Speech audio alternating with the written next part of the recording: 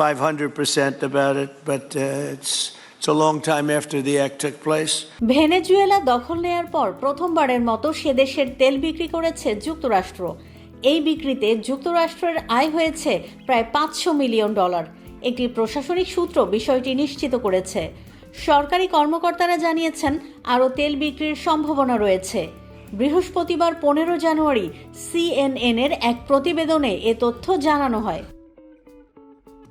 চলতি মাসের শুরুতে যুক্তরাষ্ট্র ভেনেজুয়েলায় সামরিক অভিযান চালিয়ে প্রেসিডেন্ট নিকোলাস মাদুরোকে আটক করে। এরপর থেকেই দেশটির বিপুল তেল সম্পদ কাজে লাগানোর পরিকল্পনার কথাই স্পষ্টভাবে জানান মার্কিন president Donald Trump. And the United States said absolutely nothing about it, so now we're doing everything about it. Now we're doing 500% about it, but it's a long time after the act took place. Trump বলেন, ভেনেজুয়েলার বিপর্যস্ত জ্বালানি খাত পুনর্গঠনে কমপক্ষে $100 billion বিনিয়োগ করা হবে।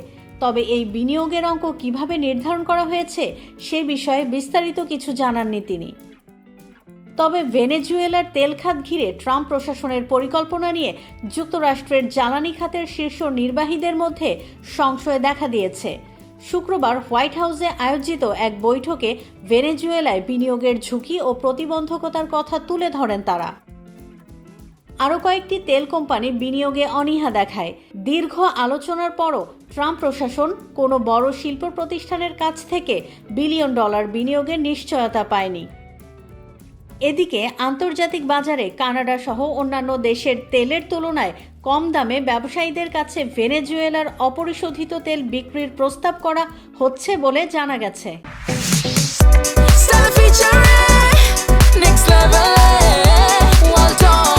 Side by side fridge.